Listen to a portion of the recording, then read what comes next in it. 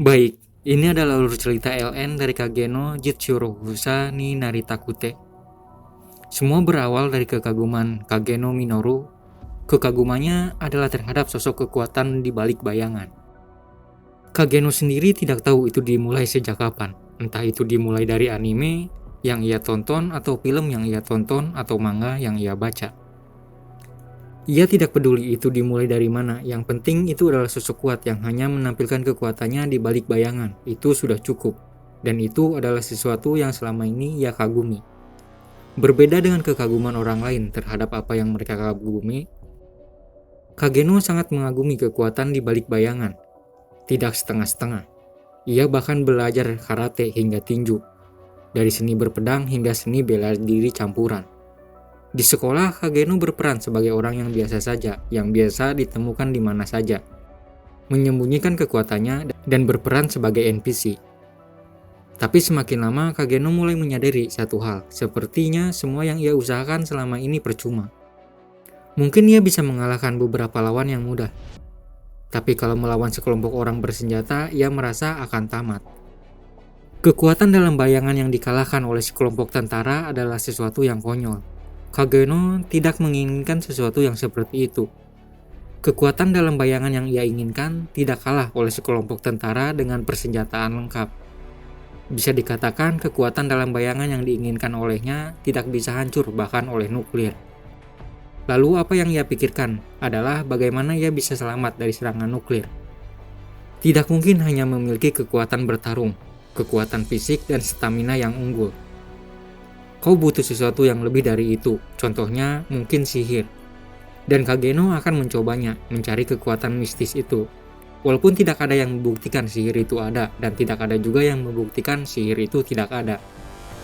Dan mulai saat itu ia mulai berlatih untuk mendapatkan kekuatan sihir untuk melawan nuklir dengan latihan baru dan hampir mustahil. Chid sebelum ke Isekai berlatih Jen, melakukan upacara pensucian dengan berdiri di bawah air terjun. Chid berpuasa sampai menguasai seni yoga, pindah agama dan mencari roh suci, sampai mengikatkan diri di kayu salib. Masih belum memenuhi hasil. Di akhir musim panas sebagai siswa, Kageno masih belum menemukan kekuatan mistis itu. Sampai pada akhirnya, di sebuah malam, Kageno merasa ada kemajuan dalam latihannya selama ini. Ia merasa dunia berputar dan ia dapat melihat kilatan cahaya. Ia melepaskan pakaiannya dan membenturkan kepalanya ke sebuah pohon besar untuk mengeluarkan pikiran duniawi, sekaligus untuk merangsang otak dan membangkitkan kekuatan mistis yang ada di dalam tubuhnya. Kageno merasa semua pandangannya terasa kabur. Sensasinya sama dengan geger otak. Kageno keluar hutan dengan berjalan sempoyongan. Ia melihat dua cahaya bersinar di kejauhan. Ia menduga itu adalah sihir.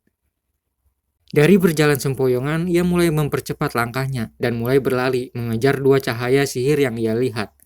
Suara rem menderit hebat. Sebuah tabrakan menyerap di tubuhnya dan ia mendapatkan sihirnya.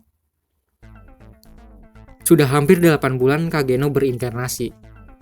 Ia di sebuah dunia yang masih terlihat seperti Eropa abad pertengahan, di zaman kegelapan. Ia merasa latihannya selama ini tidak sia-sia. Ia bisa merasakan partikel sihir dan menggerakkannya seperti anggota tubuh lain.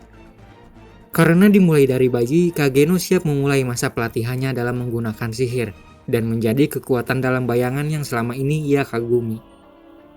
Dan sudah 10 tahun berlalu, dengan kekuatan sihir ia bisa melakukan banyak hal yang sebelumnya terkesan sulit dilakukan, seperti mengangkat batu besar, berlari dengan cepat, dan melompat sangat tinggi.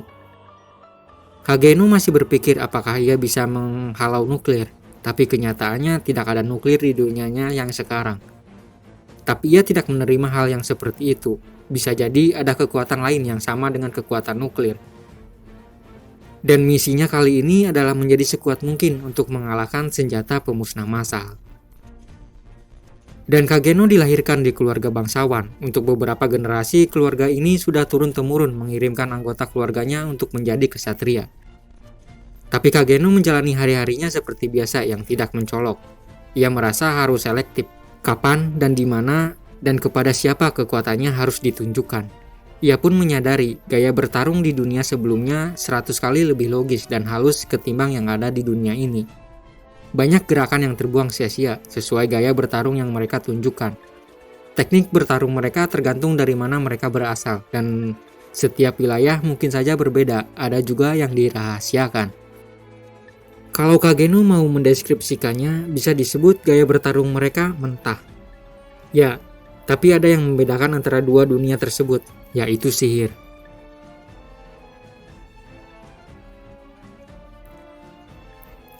Dan Kageno berlatih di rumahnya selama ini, bersama kakak perempuannya. Karena adanya kekuatan sihir, wanita pun bahkan bisa lebih kuat. Dan mungkin kedepannya kakak dari Kageno ini yang akan mewarisi keluarga, walaupun umurnya 2 tahun lebih tua yang memiliki bakat alami. Karena Kageno ingin menjadi kekuatan dalam bayangan, ia harus menempatkan dirinya di posisi rata-rata dan tidak menarik perhatian, layaknya NPC. Ya, seperti itu cara Kageno menjalani kesehariannya sebagai karakter dari keluarga bangsawan yang tidak mencolok. Hampir tidak ada waktu di siang hari, yang bisa ia lakukan adalah mengurangi jam tidurnya dan mulai mencari sekelompok orang untuk diajak membabi babon dalam latihan di dalam hutan. Ia mendengar ada sekelompok pencuri yang ada di sebuah desa yang ditinggalkan. Ia berencana untuk ke sana dan menguji senjata barunya.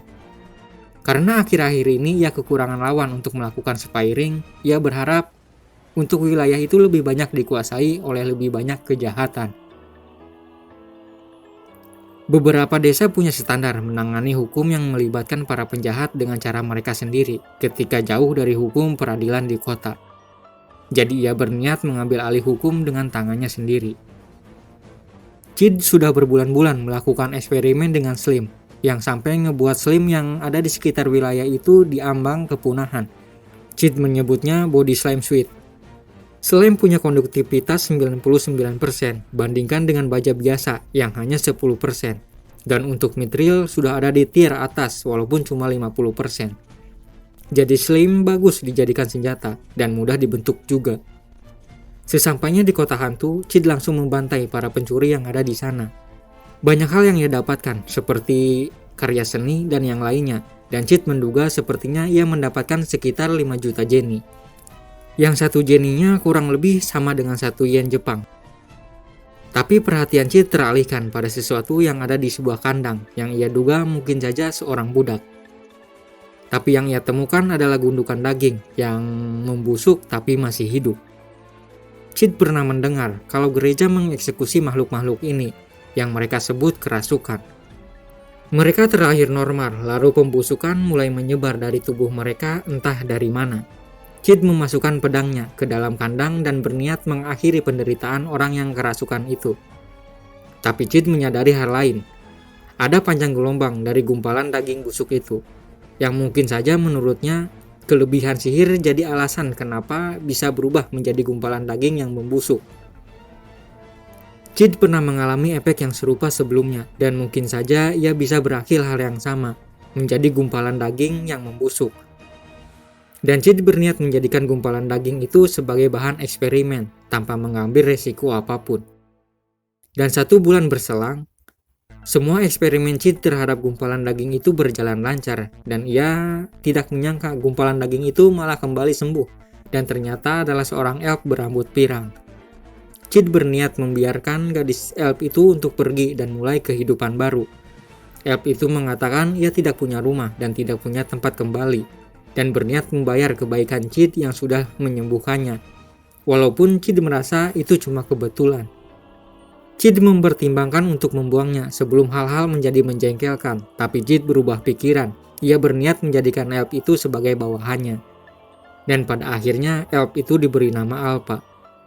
Chid berpikir keras untuk memberikan tugas kepadanya sebagai asisten dari penguasa bayangan, dan menjawab beberapa pertanyaan dasar seperti apa itu kekuatan dalam bayangan dan apa tujuan mereka. Sampai pada akhirnya Chid menemukan plot yang bagus untuk diceritakan kepada Alpha, yaitu untuk bersembunyi dalam bayangan dan untuk mencegah kebangkitan iblis Diabolos. Setelah memberikan nama baru kepada gadis elf itu, yaitu Alpha. Cerita berlanjut pasca Shadow Gather terbentuk untuk pertama kalinya.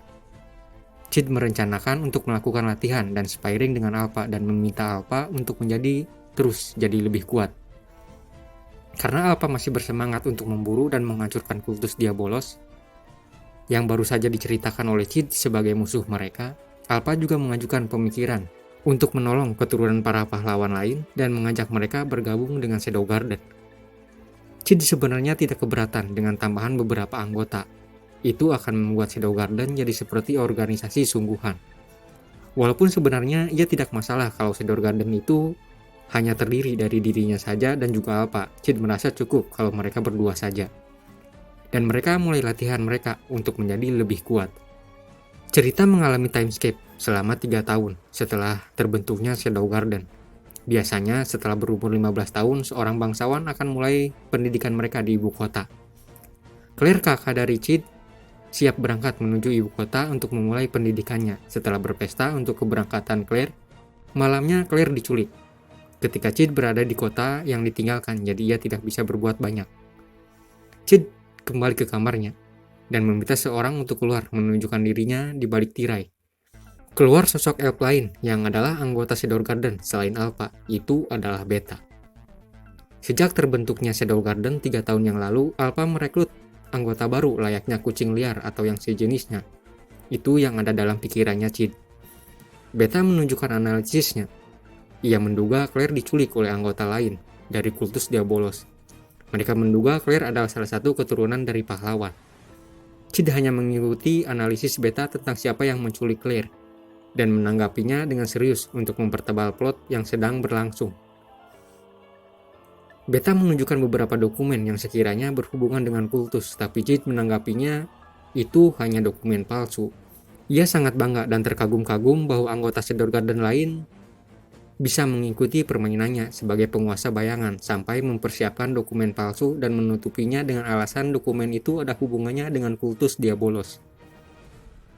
Karena dokumen itu ditulis oleh aksara kuno dan simbol-simbol yang tidak masuk akal di kepalanya Cid, Beta menunjukkan sebuah lokasi yang ia duga di sana Claire berada.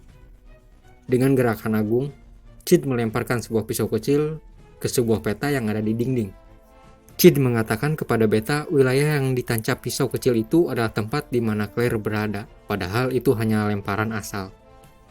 Dan setelah Beta mempertimbangkannya, ia yakin 100% wilayah yang ditancap pisau yang dilempar secara acak oleh Cid adalah markas tersembunyi kultus di sana. Beta terkagum-kagum dengan tuannya, Lord Shadow. Cid meminta Beta untuk terus berlatih. Beta siap melaporkannya kepada Alpha dan bersiap melakukan penyerangan malam ini. Sudut pandang berpindah pada seorang pria yang berjalan di sebuah terowongan bawah tanah dan memasuki ruangan di mana Claire disekap.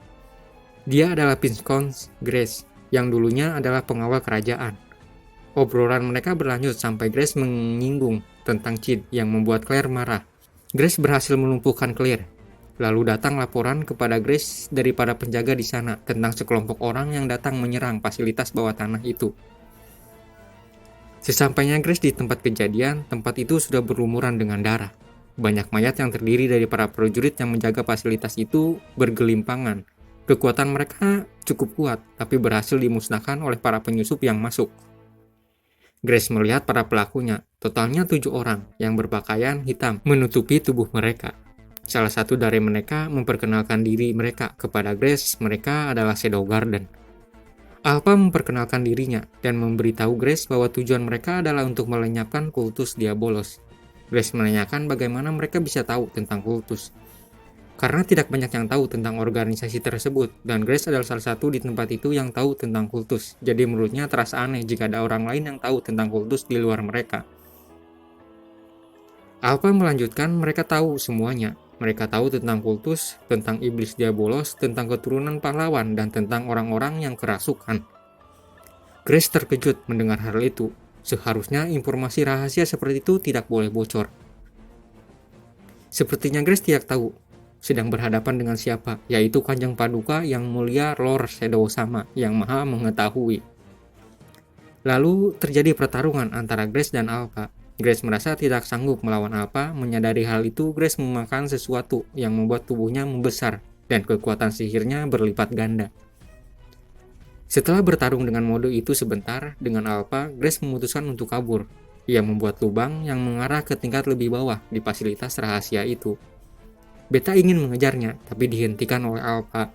Alpha mengatakan pasti tuannya sudah menunggu Grace ke arah di mana ia kabur.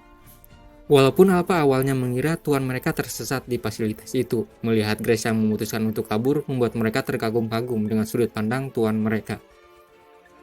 Di tempat lain, di fasilitas yang kosong, Chid berkata sepertinya ia tersesat. Tak lama, Chid merasakan adanya seorang yang berlari ke arahnya, dan itu adalah Grace yang kabur tadi. Ia berasumsi Chid sudah memperkirakan kemana ia akan kabur. Grace sempat mengatakan bahwa ia akan mudah kalau hanya melawan Chid yang hanya satu orang. Lalu pertarungan antara Grace versus Chid berlangsung. Sebenarnya dalam sudut pandang Chid, sosok yang ia lawan tidak terlalu susah buat dikalahkan. Chid bahkan sempat mengajarinya beberapa gerakan bagaimana cara bertarung yang baik dan benar. Dalam sudut pandang Grace, ia mempertanyakan apakah ia pernah merasakan kekuatan yang luar biasa seperti itu sebelumnya. Ketika melawan Alpha sebelumnya atau ketika ia melawan sang putri di festival Busin, ia tidak merasa lemah. Tapi Grace merasakan hal yang berbeda ketika melawan Chid yang merasa lemah dari semua sisi. Grace menanyakan Chid apakah ia akan melawan mereka, yaitu kultus Diabolos, dan mengatakan kepada Chid tidak akan mampu melawan mereka. Tapi di sini Chid cuma mengatakan kata-kata yang dianggap keren saja, sampai pada akhirnya Grace dikalahkan oleh Chid dengan pertarungan yang bisa dikatakan cukup mudah. Setelah itu Chid menemukan Claire yang masih terikat rantai.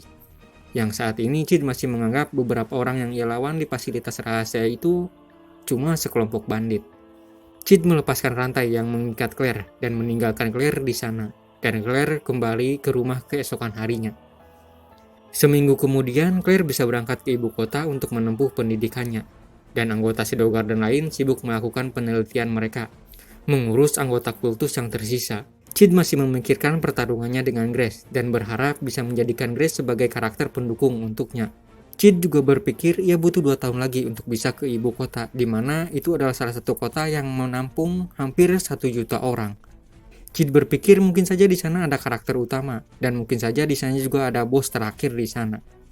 Pasti ada konspirasi, pemberontakan, dan juga insiden yang tidak mungkin ia lewatkan sebagai penguasa bayangan. Dan pada suatu hari, anggota Shadow Garden berkumpul di hadapan Chid. Mereka melaporkan penelitian mereka dari semua informasi yang sudah didapat selama ini.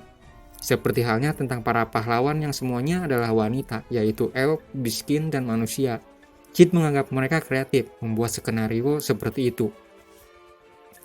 Dan juga tentang kutukan atau kerasukan yang akan lebih mudah menyerang kepada mereka yang punya harapan hidup yang lebih tinggi.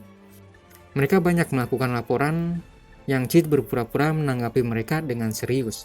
Lalu laporan lain mereka adalah tentang kultus, yang mereka menduga kultus adalah organisasi besar yang bergerak dalam skala global. Dan anggota Shadow Garden menyarankan agar mereka juga bisa menyebar ke seluruh dunia, dan untuk melindungi yang kerasukan dan menyelidiki kultus dan mensabotase aktivitas mereka. Dan setelah mendengar rencana ini, Chid berpikir mungkin anggota Shadow Garden sudah tahu kalau kultus itu tidak ada. Mereka menyarankan diri untuk menyebar ke seluruh dunia adalah untuk membubarkan diri, dan tidak ingin mengikuti permainannya Chid lagi. Chid memang tidak pernah punya rencana memiliki 7 anggota sejak awal, walaupun mereka berencana untuk meninggalkan 1 anggota secara bergiliran, sebagai rasa terima kasih mereka karena sudah menyembuhkan mereka. Chid merasa itu tidak masalah. Chid bersumpah ia akan tetap menjadi penguasa bayangan walaupun ia hanya seorang diri. Cerita dimulai dari sudut pandang Beta yang udah tidak lagi takut untuk membunuh seseorang. Beta awalnya juga kesulitan mengambil nyawa seseorang, sampai ke tahap Beta nggak bisa tidur karena selalu mengalami mimpi buruk setelah mengambil nyawa seseorang di kegiatannya sebagai bagian dari Shadow Garden. Tapi Chid yang perhatian ngasih beberapa cerita buat Beta bisa tidur, dan itu juga jadi alasan buat Beta terus bertarung di dalam Shadow Garden. Sama kayak beberapa anggota Shadow Garden yang saat ini bersama Beta. Mereka juga mengalami hal yang sama yang pernah Beta alami, yaitu belum terbiasa membunuh seseorang. Mereka muntah dan gemetaran pas di adegan itu. Ya, itu mungkin aja bakal berlangsung lama, sampai mereka terbiasa. Chid sudah berumur 15 tahun sekarang, dan sudah mulai menjalani studinya di Akademi Midgard untuk Kesatria Hitam. Dan di sini Chid masih berusaha menjadi NPC dengan membuat nilainya di bawah rata-rata dan gak mencolok. Tapi saat ini Chid lagi ada event yang biasa ditemuin, yaitu event buat nembak seorang gadis karena kalah dalam permainan. Dan targetnya adalah Alexia Midgard, putri kedua dari kerajaan Midgard. Sebelumnya banyak para berdebah dan bajingan yang udah nyoba buat nembak Alexia, dan hasilnya nihil. Dan di sini Cid juga berencana jadi salah satu dari mereka yang nembak dan ditolak, yang menurutnya itu bagian yang harus didapat sama karakter sampingan. Dalam sudut pandang Cid, Alexia itu cantik, tapi Cid udah terbiasa dan ngerasa bosan ngelihat gadis cantik dengan terbiasa ngelihat Alpha dan anggota Shadow Garden lain yang juga cantik-cantik. Cid sudah mempersiapkan cara pengakuan paling karakter sampingan, dan pas hari hanya pengakuan Cid diterima sama Alexia. Setelah itu, Hyoro dan Jaga teman dari Cid mempertanyakan keanehan kenapa Cid diterima sama putri Alexia sedangkan yang lain ditolak. Cid juga mengiyakan pendapat mereka kalau hal itu aneh dan seharusnya nggak pernah terjadi. Saat perbincangan itu masih berlangsung di sebuah kantin akademi, dan setelah itu Alexia datang di meja mereka sama beberapa pelayan yang membawa beberapa makanan kelas atas. Di sini Cid mengambil beberapa makanan Alexia dan bersikap santai di sekitar Alexia. Setelah Cid memakan beberapa makanan milik Alexia, Cid berniat meninggalkan tempat itu, tapi ditahan oleh Alexia. Alexia berasumsi bahwa Cid bergabung di kelas Royal Busin, dan Cid mengiyakannya. Akademi mewajibkan siswanya buat mengambil kelas seni senjata yang sekiranya cocok untuk mereka sendiri. Alexia meminta Cid untuk datang bersama di kelas Bunshin. Cid menolak karena Cid ada di tingkatan berbeda. Seni bertarung Bunshin sangat populer sampai punya 9 tingkatan dan rata-rata ada 50 siswa di setiap tingkatannya. Karena Cid sering tampil biasa aja, Cid ada di tingkatan 9. Dengan alasan itu, Cid menolak ajakan Alexia karena mereka ada tingkatan yang berbeda. Alexia sempat mengatakan ia bisa mendaftar di tingkatan 9. Kalau Cid ngerasa nggak bisa datang ke kelas tingkat 1 di mana Alexia ada. Tapi sekali lagi Cid menolak, itu cuma bakal ngebuat Alexia terlihat buruk. Jadi Cid menerima rekomendasi dari Alexia ke tingkat 1 di kelas Royal Bunshin. Cid di sini terlihat perbedaannya yang mencolok antara tingkat 1 dan tingkat 9 di mana Cid sebelumnya berada. Fasilitas buat tingkat 1 sangat bagus, berbeda dengan tingkat 9 yang ada di luar ruangan, panas kepanasan, hujan kehujanan. Dan selain pakaian yang dikenakan sama siswa juga menentukan sekuat apa mereka di Bunshin. Pakaian berwarna hitam di tingkatan tinggi, termasuk Alexia di sini. Dan yang berwarna putih paling bawah tentunya, dan Cid salah satunya, murid tingkat bawah. Dan setelah pemanasan, Cid dan Alexia mulai berlatih berpedang. Di sini Zenon sebagai instruktur sempat memberitahu gaya Royal Bunshin bisa dibilang masih baru, sebagai pengembangan dari Bunshin tradisional. Hal seperti itu sempat ditolak, tapi berkat Putri Iris, Royal Bunshin bisa diterima. Setelah obrolan Cid dan Zenon tentang metode Royal Bunshin, Alexia mengajak Cid untuk melakukan sparring. Di sparring, Cid terus menganalisis gerakan Alexia, yang menurutnya kemampuan standar dalam bermain pedang Alexia sudah menguasainya, yang itu biasa dan tidak spesial. Di sini juga dalam hati Cid mengatakan Delta harus belajar kepada Alexia buat bisa bermain pedang standar. Karena selama ini Delta selalu ngebarbar dalam ilmu berpedangnya, dan Cid juga mengatakan ilmu berpedang Delta tidak bisa dimaafkan. Mungkin karena terlalu liar dan tidak memiliki gaya apapun. Dan setelah saling menguji ilmu berpedang mereka masing-masing, di sini Cid cuma dimanfaatkan sama Alexia buat bisa menghindari instruktur Zenon. Dan Cid menyadari hal itu. Di belakang gedung akademi, setelah pulang sekolah, Cid mengatakan tentang Alexia yang melibatkannya dalam masalahnya sama Zenon. Cid sempat menduga Zenon adalah tunangannya Alexia, tapi itu dibantah oleh Alexia. Zenon cuma salah satu dari pelamarnya saja. Dan di sini juga Cid mengatakan kepada Alexia ia tidak mau terseret dalam masalah antara Alexia dan Zenon. Tapi Alexia ingin memanfaatkan Cid sampai Zenon menyerah. Dan Alexia juga tahu pernyataan cinta Cid yang kemarin kepada Alexia juga cuma sebuah hukuman dari kekalahan permainan. Cid di sini pura-pura tidak tahu. Cid menanyakan buktinya kepada Alexia. Alexia memberitahu Cid ia mengetahuinya dari Jaga. Karena di sini Cid nggak bisa mengelak lagi, Alexia menawarkan mereka untuk tetap berpacaran sampai Zenon menyerah. Cid masih memberikan bantahannya tentang hubungan mereka. Seperti Zenon itu ahli berpedang, dan kalau terjadi sesuatu, Cid bakal kalah dengan mudah. Karena Cid masih berusaha buat menghindar, Alexia mengeluarkan beberapa koin dari sakunya dan meminta Cid untuk mengambilnya. Yang setiap koinnya setara 1000 jenny. Dan di tanah Cid menghitung ada sekitar 10 koin.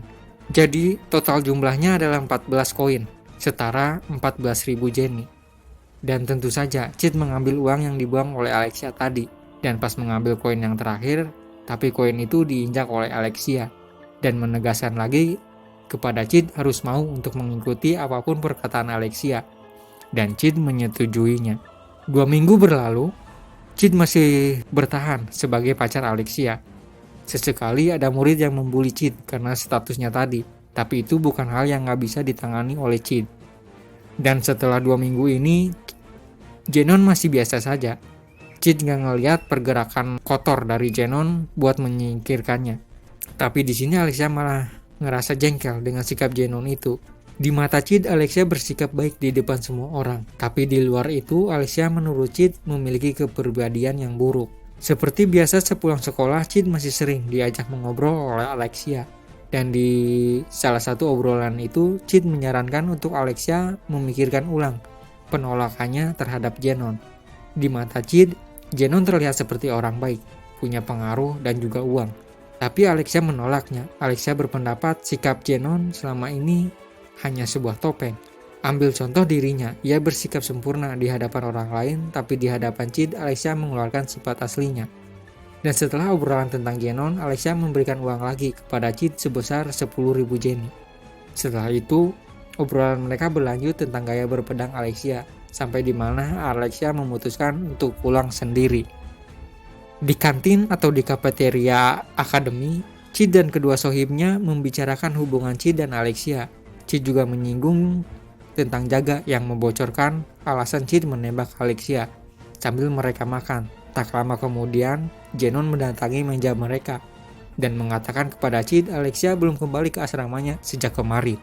Zenon mengeluarkan sapu tangan milik Alexia dan menduga Alexia telah jadi korban penculikan. Dan di sini Cid merasa senang Alexia diculik.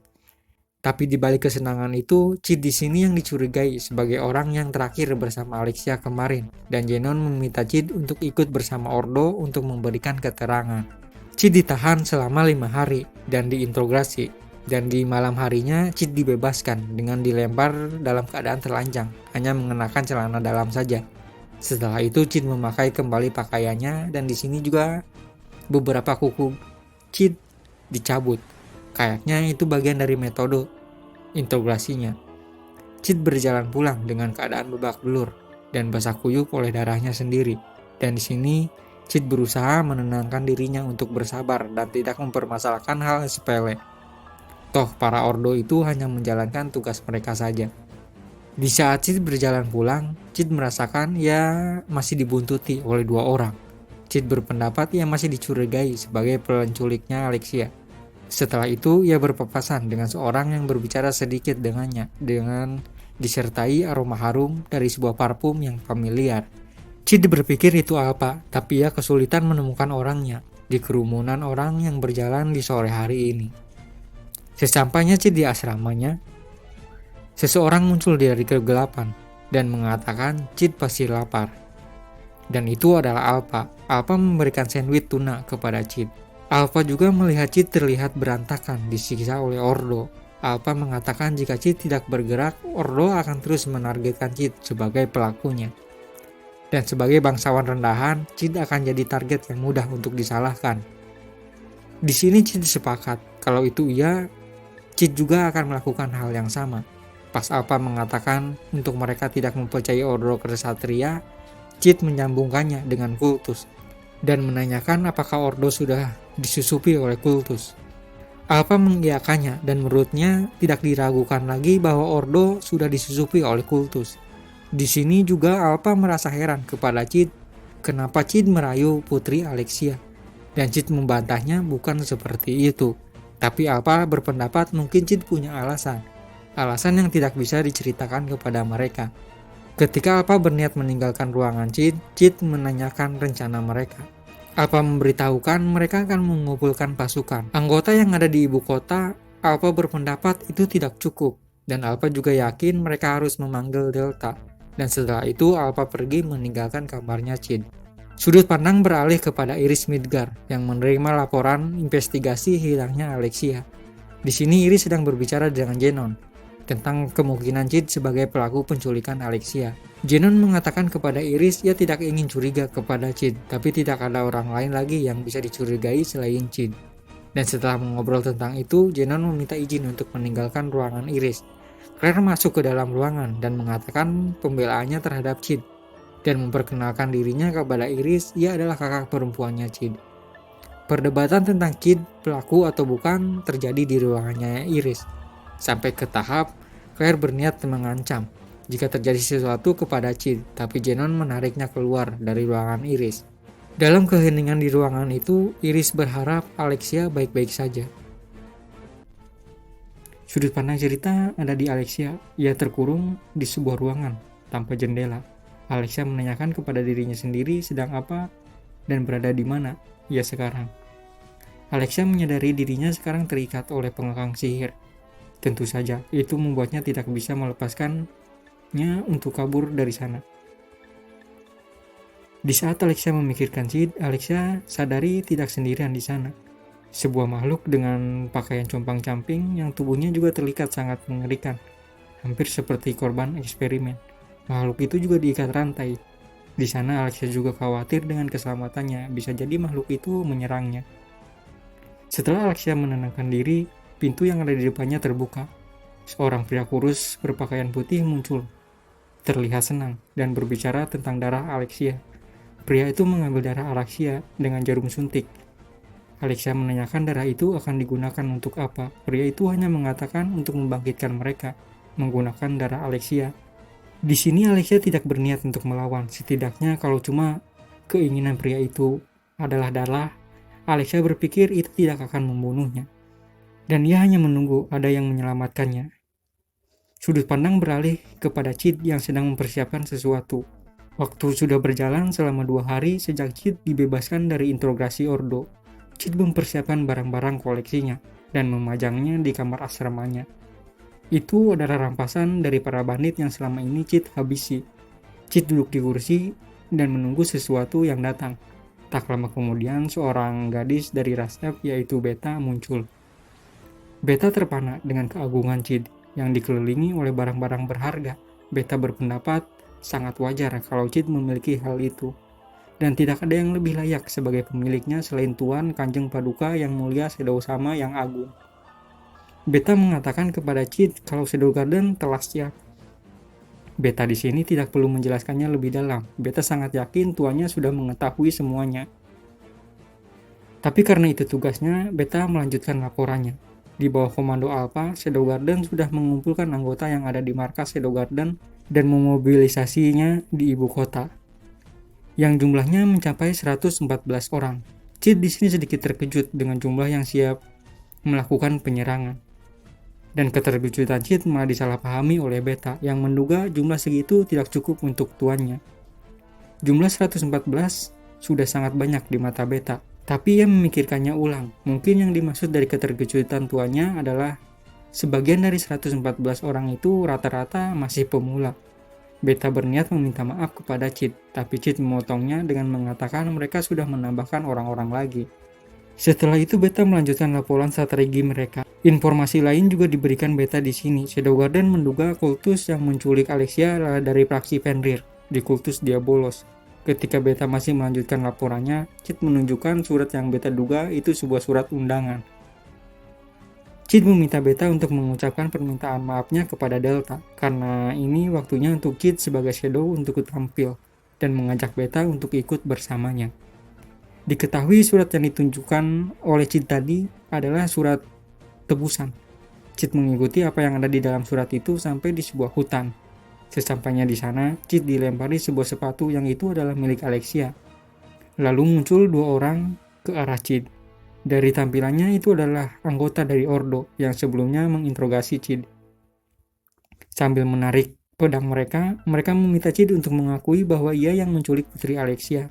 Mereka menyerang Chid dan tentu saja di sini Chid membantai mereka. Setelah Chid berubah di mode Shadow, Beta mengambil buku catatannya dan membuat sketsa Shadow yang agung dan dari kejauhan suara gemuruh terdengar. Jid menduga itu Delta. Sudut pandang berpindah ke Delta. Delta membantai beberapa orang yang seolah tidak tahu menau apa yang sedang terjadi. Tanpa peringatan dan tanpa tanda apapun, mereka habis dibantai oleh Delta. Dari sebuah menara jam, Alpha melihat runtuhnya sebuah bangunan yang jelas pelakunya adalah Delta. Dan Alpha mengatakan Delta berlebihan. Orang-orang yang ada di sekitar panik, berhamburan karena sebuah gedung hancur. Gemuruh dari keributan yang ada di luar terdengar sampai ke ruangan di mana Alexia berada. Di sini Alexia masih berharap diselamatkan. Pria berpakaian putih sebelumnya masuk ke ruangan itu dengan panik, seolah sudah tahu itu akhir dari mereka. Alexia sempat menanyakan orang itu bahwa Ordo tidak akan membunuh orang sembarangan. Dan perkataan Alexia itu dibantah oleh orang itu bahwa yang datang bukan Ordo. Alexia sempat terkejut mendengar hal itu dan menanyakan kalau bukan Ordo Kesatria lalu siapa yang datang. Masih dalam keadaan panik, pria itu menyuntikkan sesuatu ke dalam tubuh makhluk yang satu sel bersama Alexia. Makhluk itu mulai bergerak dan tubuhnya mulai membesar. Melihat itu, pria itu menunjukkan rasa senangnya. Tapi tidak berlangsung lama, ia mati dengan tubuh hancur oleh makhluk itu. Setelah itu, makhluk itu membebaskan Alexia dari rantai yang mengikatnya. Alexia sempat tidak percaya, tapi ia menerima hal itu. Setelah itu, Alexia keluar dari ruangan, melewati lubang dinding yang dibuat oleh makhluk tadi. Ia mengambil sebuah pedang dari mayat yang ia temukan di sana. Setelah berjalan sebentar, di lorong itu Alexia melihat seseorang yang mengatakan mereka tidak akan membiarkan Alexia lolos. Sudut pandang beralih ke lokasi di mana Iris berada dan sedang kebingungan melihat apa yang sebenarnya sedang terjadi. Beberapa bangunan hancur dan Ordo diperintahkan untuk mengevakuasi beberapa orang penting yang ada di wilayah itu. Setelah menyuruh beberapa warga untuk kembali ke rumah mereka agar mereka bisa menyelamatkan diri, Iris dikejutkan dengan teriakan yang mengatakan bahwa mereka sedang diserang oleh monster. Iris berlari ke arah monster yang muncul dan membantu Ordo yang diserang dan menebaskan pedangnya ke tubuh monster itu. Dan monster itu sudah membunuh 8 anggota Ordo Kesatria. Saat Iris berhadapan dengan makhluk itu yang masih terus beregenerasi walaupun tubuhnya sudah terpotong, di tengah pertarungan itu seseorang membuat pedang yang Iris pegang terlempar. Sosok itu mengatakan kepada Iris kenapa ia tidak bisa melihat makhluk itu sedang kesakitan. Setelah memperkenalkan dirinya, Alpha beralih ke arah monster yang dilawan Iris. Dengan satu serangan, Alpha membelah makhluk itu menjadi 2 tanpa harus darah dan seolah itu sesuatu yang memang harus dilakukan.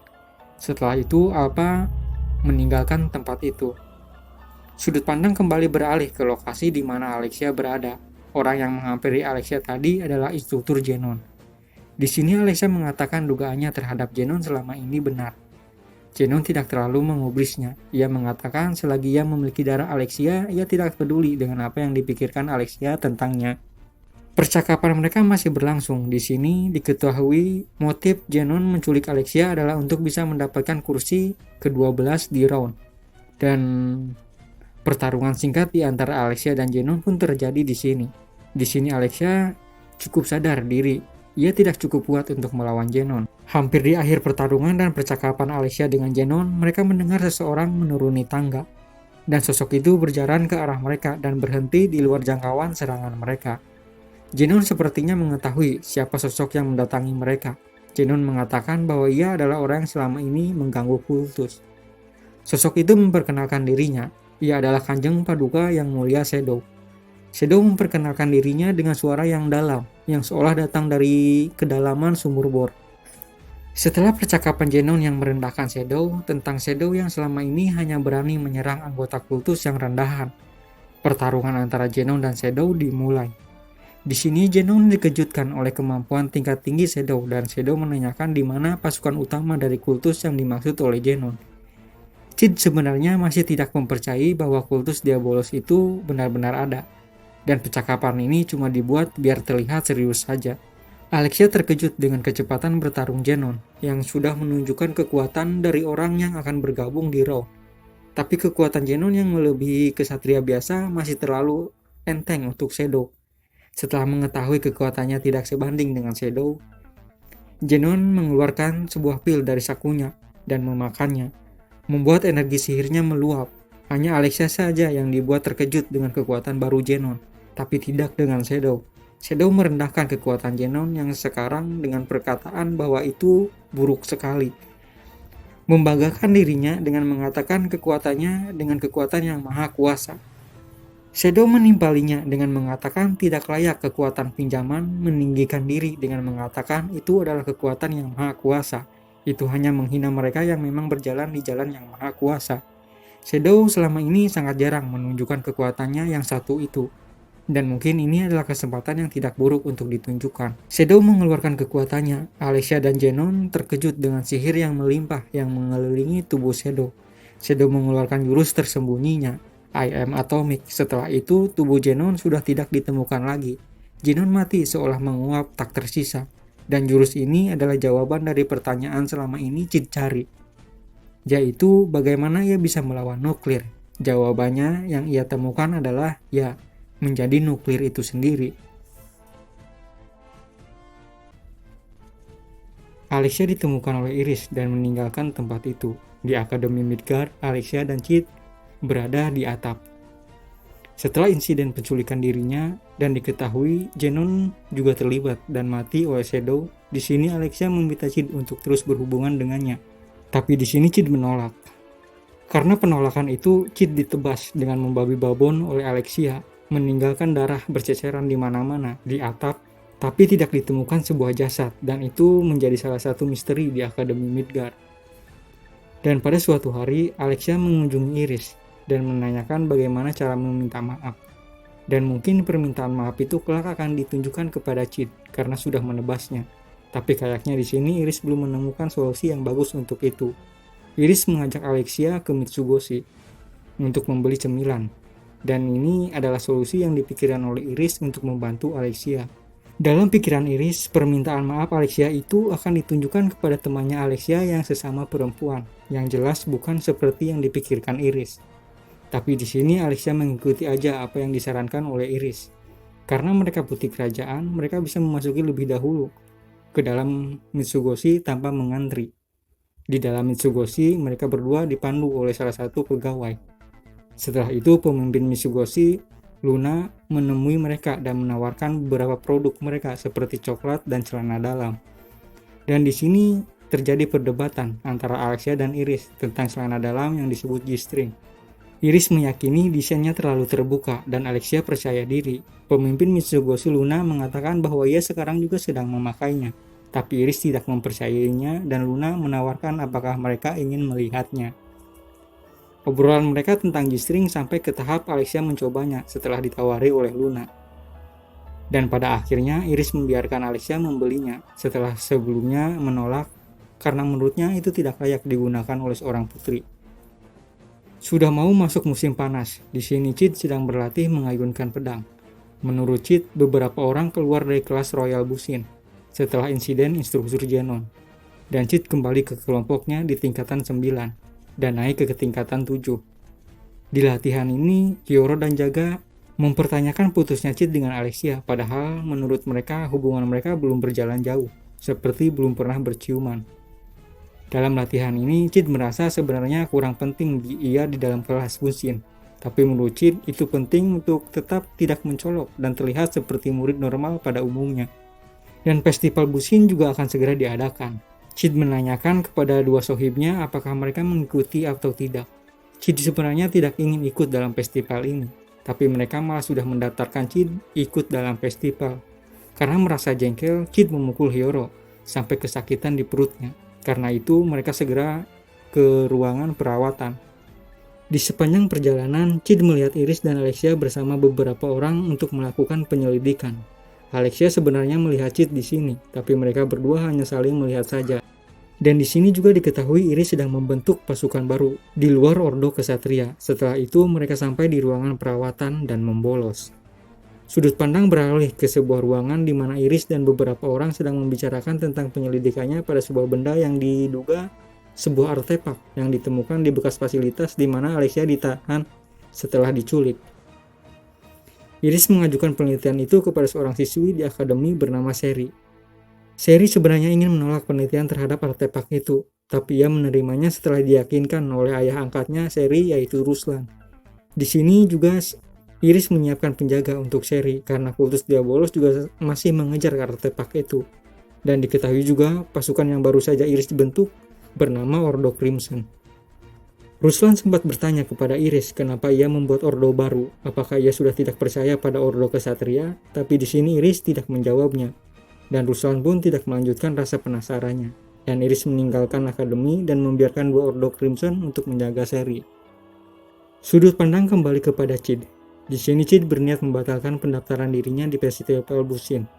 Tapi setelah keluar dari kantor pelayanan siswa, diketahui Cid sudah tidak bisa mengundurkan diri. Dua teman biadab Cid menyarankan Cid untuk terus menerimanya saja. Jika Cid tampil bagus di festival, dia bisa menarik banyak perhatian para gadis. Karena Cid terlihat sedikit murung karena sebenarnya dia tidak ingin ikut dalam festival, mereka mengajak Cid ke Mitsugoshi untuk membeli coklat yang kelak diberikan kepada para gadis. Cid menyetujui ajakan mereka karena Cid juga penasaran dengan bentuk coklat di dunia ini. Mereka sampai di toko Mitsugoshi, yang terlihat oleh mereka toko itu lebih ramai daripada toko-toko lain. Di mata Cid, toko itu malah terlihat seperti gedung perbelanjaan di dunianya yang sebelumnya. Terlihat juga banyak antrian yang mengantri memasuki Mitsugoshi. Cid melihat dari tanda yang dipegang oleh seorang pegawai Mitsugoshi bahwa mereka harus menunggu selama 80 menit. Jaga tidak ingin pulang kemalaman karena mendengar ada orang yang berkeliaran dengan menebas orang lain. Hyoro mengatakan untuk tidak perlu khawatir, terlebih mereka juga adalah kesatria. Dan penebas itu sudah memakan korban dari ordo kesatria. Di sini Cid penasaran dengan sosok itu dan ingin jadi incaran juga. Mereka berjalan menuju ujung antrian dan Hyoro menggoda pegawai Mitsugoshi, tapi pegawai itu tersenyum dan mengabaikannya. Setelah itu menatap Cid dan tersenyum manis kepadanya dengan alasan yang menurut Cid tidak diketahui. Pegawai itu menawarkan Cid untuk mengisi survei. Cid mengiyakannya. Dua teman lakratnya juga ingin ikut, tapi ditolak dan pegawai itu mengatakan mereka hanya butuh satu orang saja. Cid dibawa ke dalam toko, ke ruangan yang bertuliskan hanya untuk karyawan. Sepanjang perjalanan menuju ke sana, Cid juga memperhatikan barang-barang yang dijual di Mitsugoshi. Menurut Cid, hanya perlu waktu sebentar lagi untuk produk mereka meledak di pasaran. Mereka sampai di sebuah pintu besar. Dua pegawai Mitsugoshi lain membuka pintu itu untuk mereka. Cid melihat ruangan aula besar dan sebuah karpet merah membentang di lantai, dan di kedua sisinya berbaris para gadis cantik pegawai Mitsugoshi. Ketika Cid memasuki ruangan itu, dua baris para pegawai Mitsugoshi berlutut. Ketika Cid menanyakan tentang surveinya, Cid melihat sebuah kursi kosong di ujung aula, dan seorang elf berdiri di samping kursi itu, yang dimana Cid mengenalnya. Elf itu membungkuk dan menyapa Cid, dan itu adalah Gama, anggota ketiga dari Shadow Garden. Menurut Cid, Gama itu lemah dalam bertarung. Ia sangat pintar di bidang lain. Gama mempersilahkan Cid untuk duduk di kursi kosong yang sudah dipersiapkan setelah terjatuh dan menyalahkan sepatunya yang berhak tinggi yang ia kenakan. Cid duduk di kursinya. Ia melihat pemandangan yang luar biasa dari kursi itu. Cid menganggap ia sudah seperti penguasa bayangan. Cid memfokuskan sihirnya dan melemparkannya ke udara. Sihir itu meledak dan menghujani semua orang yang ada di ruangan itu. Itu adalah hadiah.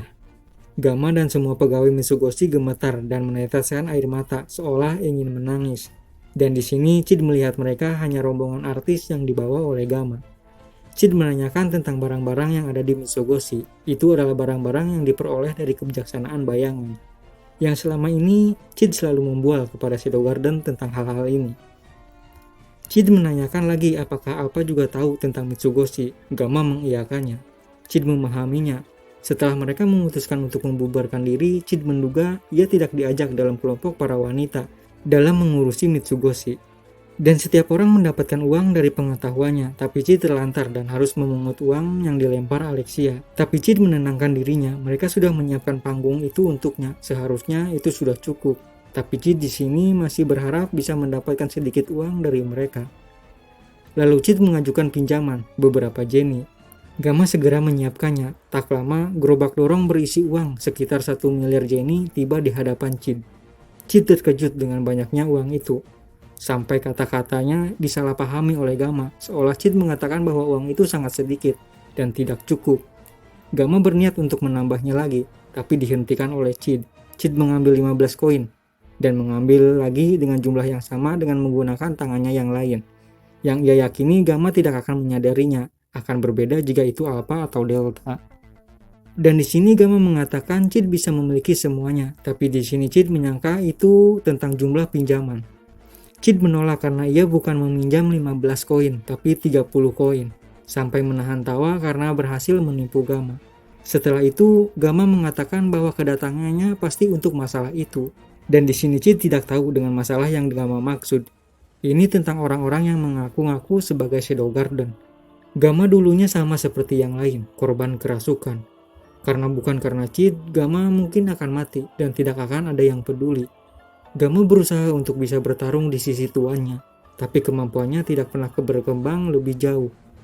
Dalam keputusasaan, Gamma yang tidak bisa bertarung, Cid memberikan sebuah ilham tentang kebijaksanaan bayangan, dan Gamma menguatkan dirinya di jalan kebijaksanaan bayangan itu. Gamma berjuang untuk membuat Shadow Garden menjadi lebih besar juga, dengan jalan yang sudah dibuka oleh tuannya. Tapi ada di sudut hatinya pertanyaan apakah dirinya yang tidak bisa bertarung dibutuhkan oleh tuannya atau tidak. Dalam keheningan itu, kesadaran Gamma ditarik kembali. Cid sudah mengetahui siapa pelakunya. Gamma terkejut dengan jawaban dari Yang Maha Tahu. Gamma di sini frustasi, seolah ia tidak berguna dan tidak bisa membantu sama sekali. Ia memiliki banyak bawahan, tapi ia belum mengetahui siapa yang sudah berpura-pura sebagai Shadow Garden. Setelah itu, Gamma mengajukan seorang pegawai Mitsugoshi bernama Nu. Nu adalah nomor 13. Cid diminta untuk menggunakan Nu sebagai penghubung untuk mengerjakan pekerjaan rumah atau apapun yang Cid inginkan. Nu juga sudah diakui oleh Alpha dalam hal kekuatan. Setelah itu, Cid mendapatkan coklat gratis dari Mitsugoshi.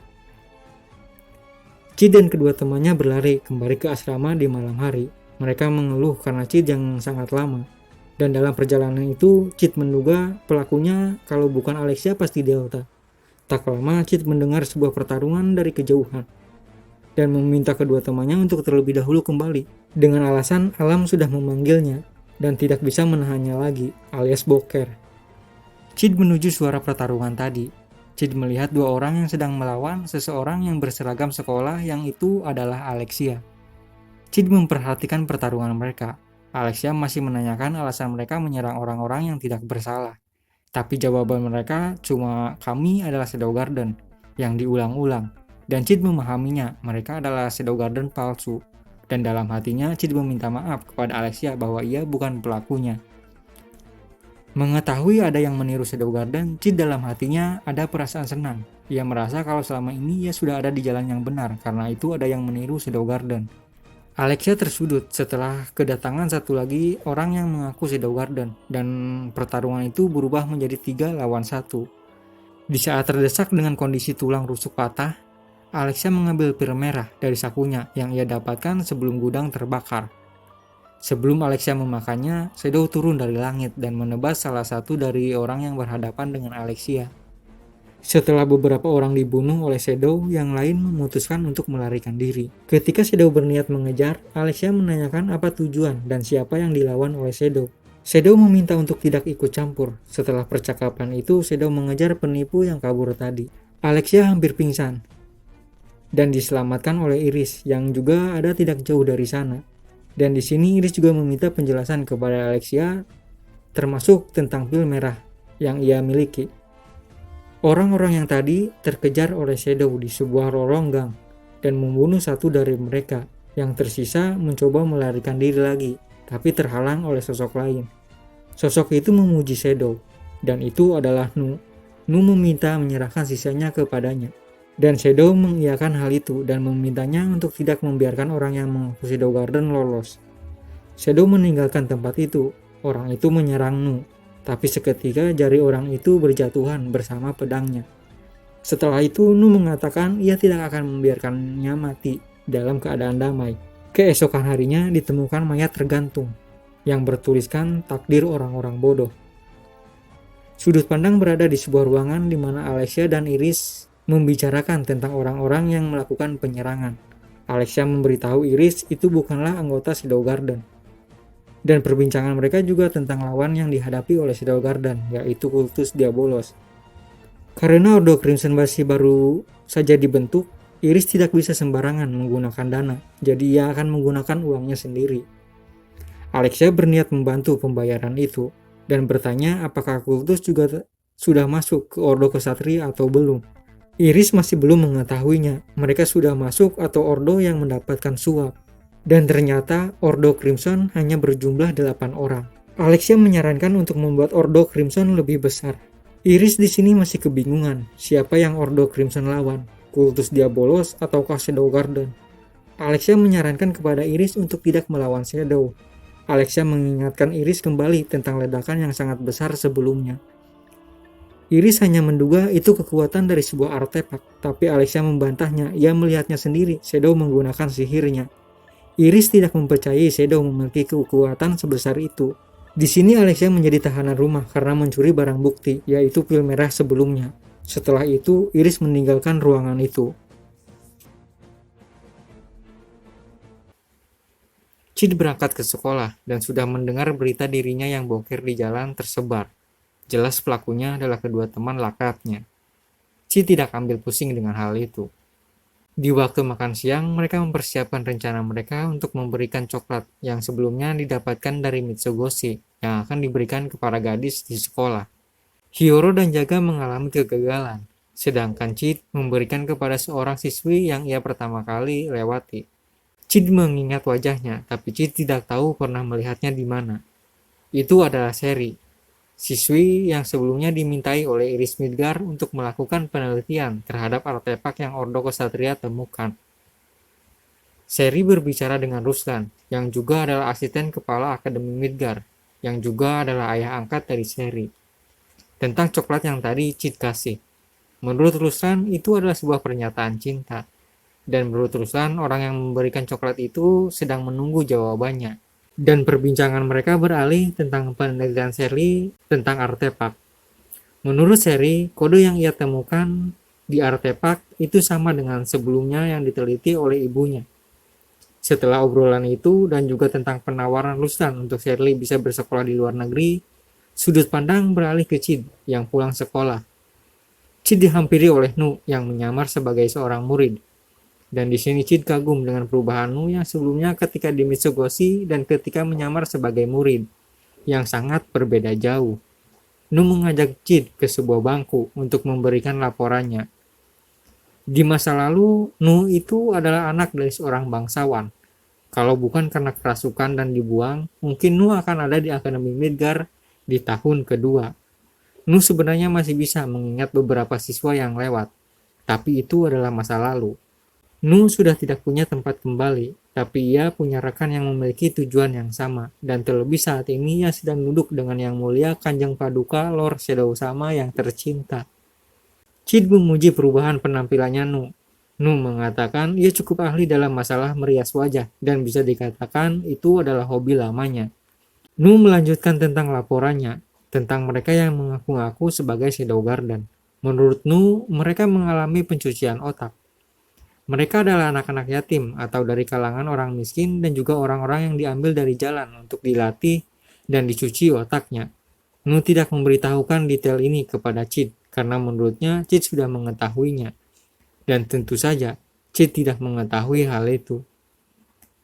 Nu juga menyampaikan dugaannya tentang kultus ada di belakang masalah ini yang tujuannya untuk menyudutkan Shadow Garden. Nu juga mengatakan kepada Cid tentang anak bernama, yaitu Rek, yang sekarang merencanakan sesuatu yang Nu masih belum tahu itu apa. Dan anak bernama mereka adalah anggota kultus yang sudah berkontribusi banyak kepada kultus. Dan diketahui dari sini juga salah satu jalan menjadi anggota dari Rom. Dan salah satu anggota Shadow Garden dulunya adalah anak pertama yang bernama dari kultus. Dan informasi ini diberikan oleh orang yang sama setelah bergabung dengan Shadow Garden. Tentu saja, Nu tidak memberitahukan informasi ini kepada Cid. Nu berpikir Cid sudah mengetahui segalanya. Dan setelah laporan itu, mereka meninggalkan tempat itu. Festival Bunsin sekolah akan segera diadakan. Kalau ini terjadi 2 tahun yang lalu, jelas Iris Midgard adalah yang terkuat. Dan untuk saat ini tidak ada yang terlalu mencolok, tapi ada satu nama yang mencuri banyak perhatian, yaitu Rose Oriana, seorang murid pindahan yang juga putri dari kerajaan Oriana. Dan Rose adalah yang akan dihadapi oleh Cid di putaran awal Festival Bunsin. Mengetahui ini, Cid memutuskan untuk mengikuti festival dan tidak mundur, dan semua opsi yang sudah disiapkan untuknya mundur dari festival sudah tidak diambil oleh Cid. Cid menginginkan kekalahan yang mutlak dari calon juara. Cid berpikir itu cocok untuknya sebagai karakter sampingan. Di arena, Cid sudah berhadapan dengan Rose. Cid sudah menyiapkan 48 teknik karakter sampingan dan pertarungan mereka pun dimulai. Di sini Cid hanya terus-terusan melemparkan dirinya dengan dibantu kantong darah agar lebih realistis. Sudut pandang beralih ke Rose. Di sini Rose kebingungan melihat Cid yang terus berdiri meski sudah berlumuran darah. Rose mempertanyakan alasan kenapa Cid tidak mau menyerah. Yang pasti itu memiliki alasan. Ketika Rose berniat mengeluarkan seluruh kemampuan sihirnya, tapi di sini dihentikan oleh wasit pertandingan. Dan di sini Cid menolak mengakhiri pertarungannya karena Cid masih memiliki jurus rahasia yang tersisa, tapi sudah diputuskan Rose yang memenangkan pertandingan. Beralih ke Cid yang kabur setelah hampir dibawa ke ruangan perawatan, bakal muncul masalah yang besar kalau tahu Cid tidak mengalami luka sedikit pun. Setelah itu Cid bertemu dengan Seri yang menanyakan kondisinya. Dan menurut Seri, Cid yang terus bangun di pertandingan tadi terlihat keren. Dan Seri memberikan Cid kue untuk menggantikan pemberian coklat dari Cid sebelumnya. Cid menerimanya, tapi Cid mengira itu hadiah karena sudah menunjukkan pertarungan yang bagus melawan Rose. Dan tak jauh dari sana, Ruslan juga muncul. Cid pernah mendengar Ruslan adalah seorang pendekar pedang yang pernah menang di festival Bunsin. Dan setelah obrolan mereka, Cid pergi bersama Seri untuk makan kue dan minum teh. Dan besoknya Cid memberitahukan kepada sekolah ia akan absen selama 5 hari untuk menutupi kecurigaan mereka dengan alasan penyembuhan. Sudut pandang ada di Seri sekarang. Seri merasa berbunga-bunga setelah berteman dengan Cid. Seri juga mengkhawatirkan Cid yang terluka parah ketika melawan Rose. Seri masih menganalisis artefak tapi tidak bisa fokus. Setelah itu Seri mengunjungi Alexia untuk menanyakan rumor bahwa Alexia dan Cid berpacaran.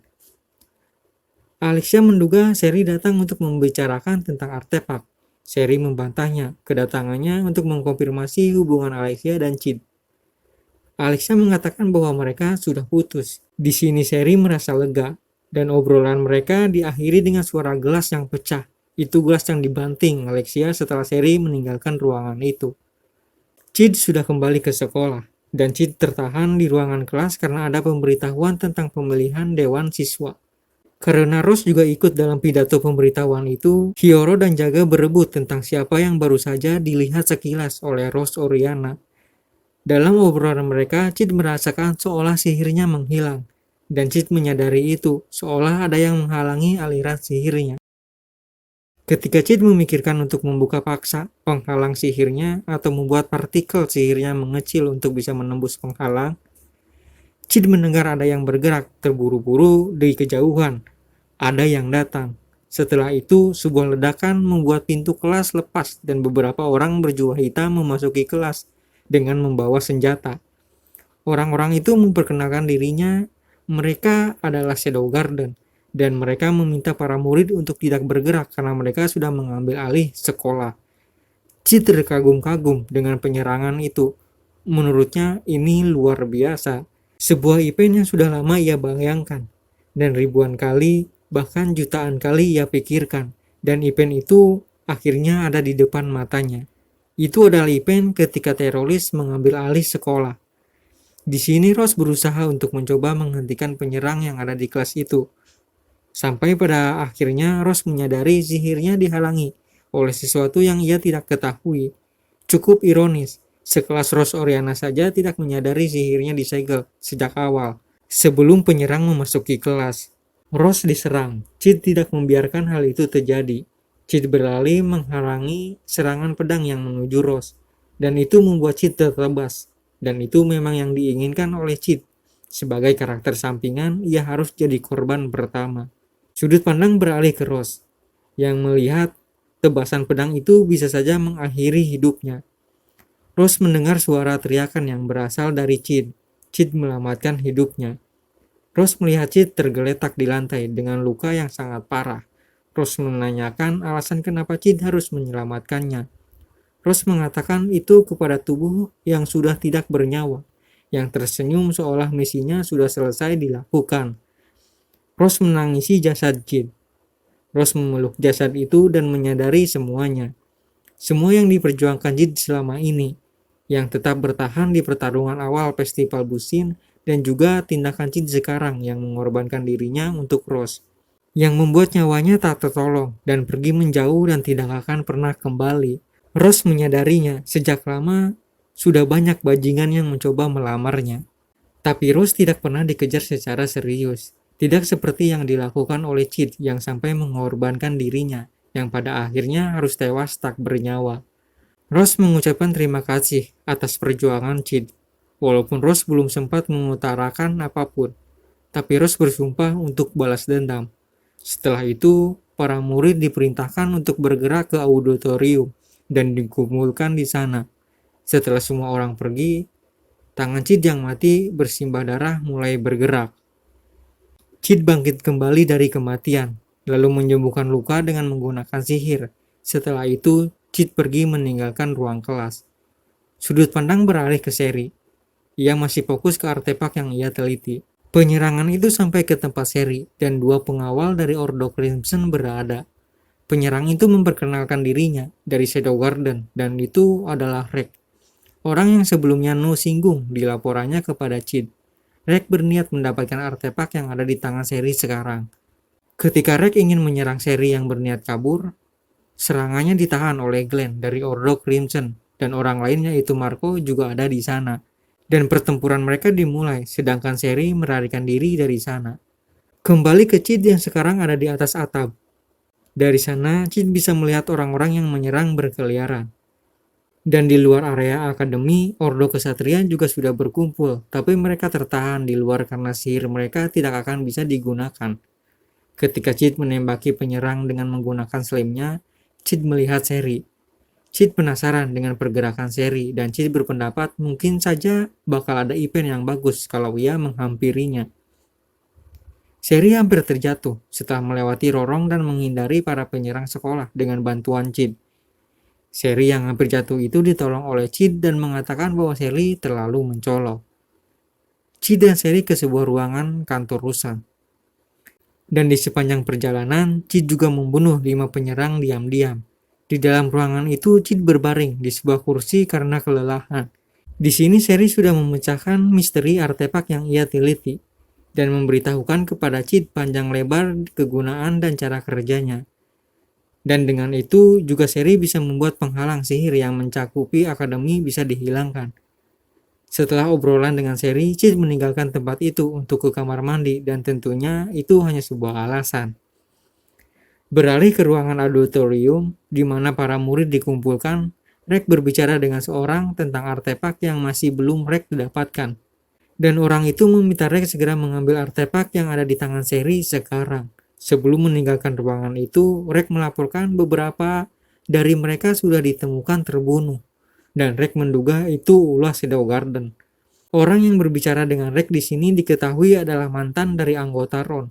Dan orang itu juga masih ingin kembali masuk ke dalam Ron. Dan ketika Rek dan bawahannya mencari artefaknya, mereka diserang oleh seseorang. Rek melihat sekilas pergerakan cepat dari penyerang itu, seorang berpakaian murid dengan berlumuran darah. Tanpa disadari, tinggal dirinya saja di koridor. Cid menyerang Rek yang membuat tangan kirinya patah. Rek berpendapat orang yang menyerangnya sedang menggunakan sebuah artefak untuk meningkatkan kekuatannya. Sebuah serangan membuat tubuh Rek menembus dinding dan membuat beberapa tulang rusuknya patah. Di ruangan kelas itu, Rek melihat mayat rekan-rekannya tewas bergelimpangan, dan setelah itu, Cid menghabisi Rek. Sudut pandang beralih ke sebuah lab yang sebelumnya bekas pertarungan dua Ordo Crimson dan Rek terjadi. Di sana ada Nu yang melihat mayat Glenn yang kalah oleh Rek. Perhatian Nu mengarah ke Ordo lain yang ada di sana juga dalam kondisi yang cukup mengenaskan, yaitu Marco. Nu mengenalinya, seharusnya Marco menjadi suami Nu dalam perjodohan mereka, dan itu adalah pilihan orang tuanya Nu. Tak lama Cid masuk ke lab itu dan membuka lemari satu demi satu. Nu memperkenalkan Marco kepada Cid bahwa Marco dulu adalah tunangannya. Cid menanyakan apa yang akan ia lakukan. Nu mengatakan ia tidak ada niatan untuk membunuhnya atau membiarkannya hidup. Cid masih mencari sesuatu di dalam lemari dan Nu memberikan laporannya. Shadow Garden sudah menyusup ke sekolah. Sudah dalam keadaan siaga dan tinggal menunggu perintah Cid. Karena sihir masih belum bisa digunakan dengan baik di lingkungan akademi, Nu melaporkan mereka tidak bisa langsung leluasa bergerak. Dan Seven Shadow yang ada di ibu kota hanya tinggal Gama. Yang semua tahu Gama tidak bisa bertarung dengan baik, dan Nu hanya bisa menggunakan setengah dari kekuatannya. Ordo Kesatria juga sudah mengepung akademi. Mengingat Iris dan Ordo tidak akrab dengan Shadow Garden, mereka diragukan bisa bekerja sama. Saat Nu hampir menyelesaikan laporannya, Cid meminta bantuan Nu untuk mencarikan beberapa material yang ada di ruangan lab itu. Setelah mengambil beberapa material yang disebutkan Cid, Nu menanyakan untuk apa material itu. Cid mengatakan itu untuk mengubah artefaknya. Nu terkejut. Nu tidak menduga Cid sangat ahli dalam urusan artefak. Nu gemetar dengan pengetahuan Cid yang luas dan tak terbatas bahkan melampauinya. Cid meninggalkan lab dan mengatakan mungkin akan siap ketika matahari terbenam. Nu mengalihkan pandangannya kepada Marco yang masih hidup. Nu berniat untuk menebas lehernya, tapi diurungkan dan membiarkannya hidup, lalu meninggalkan tempat itu. Cid kembali ke Seri sambil membawa material yang Seri butuhkan. Seri memulai pekerjaan artefaknya dan Cid duduk menunggu sambil membuka sebuah buku. Sesekali Cid keluar ruangan dengan alasan untuk ke kamar mandi. Tentu tujuannya untuk menghabisi penyerang yang mendekat. Tapi di sini Seri malah memberikan obat pencahar. Mungkin menganggap Cid sedang diare. Waktu terus berlalu sampai matahari terbenam dan Seri menyelesaikan pekerjaannya. Setelah itu Seri berpisah dengan Cid dan menuruni tangga rahasia yang ada di ruangan itu. Seri tidak ingat siapa ayah kandungnya, tapi ia masih mengingat ketika ibunya dibunuh oleh kabar mengatakan bahwa itu adalah sebuah perampokan. Dan setelah itu Seri hidup dengan ayah angkatnya, dan ini saat dimana Seri membalas kebaikan Ruslan untuk menyelamatkannya. Seri tiba di bawah auditorium, dan setelah persiapan, Seri melemparkan artefak itu dari ventilasi tanpa ragu-ragu. Sudut pandang ada di auditorium, di mana Rose membuka pengikatnya dengan pisau yang tersembunyi. Dan untuk saat ini, Rose sadar para penyerang yang menjaga auditorium tidak bisa ia lawan tanpa kekuatan sihir. Terlebih seorang yang bernama Rex dan atasannya yang sangat kuat. Untung saja Rex sudah tidak lagi kembali ketika memutuskan untuk mencari artefak yang ada di tangannya Seri. Pemimpin mereka juga mencari-cari Rex yang sudah lama tidak kembali. Menurut Rose, kekuatan pemimpin kelompok itu cukup kuat untuk bisa mengalahkan Iris Midgard. Saat Rose sedang memikirkan Cid, ruang auditorium bersinar oleh sesuatu yang tidak diketahui. Rose bergerak ke arah salah satu penyerang akademi dan menghabisinya. Sihir di tubuh Rose entah bagaimana kembali. Setelah itu Rose membakar semangat para murid yang ada di auditorium untuk melakukan perlawanan, karena sihir mereka sudah kembali. Ketika Rose sudah hampir pada batasannya, Shadow muncul di ruangan auditorium. Shadow memuji permainan pedang Rose dengan suara yang seolah datang dari dalam sumur bor. Setelah itu Shadow memberikan instruksi dengan menggunakan sihirnya. Sekelompok orang yang semuanya wanita menyambut panggilan Shadow. Rose menyadari mereka sangat kuat, dan mereka menggunakan gaya berpedang yang hampir sama dengan Shadow. Nu menyapa Shadow, pemimpin penyerang akademi membakar sekolah, dan Shadow memintanya untuk menyerahkan urusan menghabisi pemimpin mereka kepadanya. Shadow meniru ayunan pedang Rose yang asal-asalan karena hampir kehabisan sihir, ke arah pintu auditorium, sekaligus membantai beberapa penyerang yang ada di balik pintu itu, dan setelah itu pergi dari sana. Setelah terkagum-kagum dengan ilmu pedang dari kelompok yang dipimpin oleh Shadow, Rose segera meminta para murid untuk meninggalkan akademi karena api sudah mulai membesar. Sudut pandang sekarang ada di kantor asisten kepala sekolah. Seseorang menarik beberapa buku untuk membiarkan mereka terbakar. Tanpa disadari orang itu, seorang murid menanyakan kenapa ia harus memakai pakaian yang mencolok. Setelah pria itu melepaskan topengnya, itu adalah Ruslan yang adalah asisten kepala sekolah dan juga ayah angkat dari Seri. Ruslan menanyakan bagaimana Cid bisa mengenalinya sambil membakar topeng dan jubah yang sebelumnya ia pakai. Chid juga bertanya kenapa Ruslan melakukan semua ini. Setelah itu Ruslan menceritakan masa lalunya. Setelah Ruslan mencapai puncak, ia mengalami sakit parah. Dalam pencarian untuk menyembuhkan dirinya, Ruslan melihat potensi dari Ibu Seri yang adalah peneliti artefak. Setelah menemukan artefak yang selama ini Ruslan cari, ibu dari Seri malah ingin artefak itu disimpan oleh negara karena terlalu berbahaya. Dan setelah itu Ruslan membunuhnya. Setelah cerita itu, Chid mengarahkan pedangnya kepada Ruslan. Tapi Ruslan berhasil menebas Chid. Chid terjatuh ke belakang dan tertutup api. Setelah mengucapkan selamat tinggal kepada Chid, Shadow muncul. Sebelum pertarungan mereka dimulai, Ruslan memakan pil merah dan menggunakan artefaknya. Setelah itu pertarungan mereka pun dimulai. Di tengah pertarungan, Ruslan mengatakan kepada Shadow bahwa ia sudah mengatur semua ini agar Shadow Garden yang kelak disalahkan. Shadow mencela Ruslan. Menurutnya, walaupun dunia jadi musuhnya, itu tidak akan menghentikannya. Setelah itu Shadow mereka ulang bagaimana Ruslan membunuh Ibu Seri. Ruslan sadar yang dihadapinya adalah Chid, tapi setelah itu ia harus menghembuskan napas terakhirnya. Lalu Seri datang ke ruangan itu dan menangisi kematian Ruslan. Setelah mengucapkan kata-katanya, Shadow meninggalkan ruangan itu, membiarkan Seri menangisi mayat Ruslan.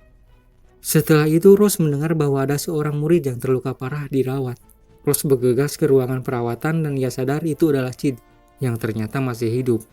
Rose memeluk Chid dan bersumpah untuk tidak kehilangan Chid lagi. Dan Rose mengatakan ia menerima semua perasaan Chid. Tentu saja, walaupun itu semua hanya kesalahpahaman.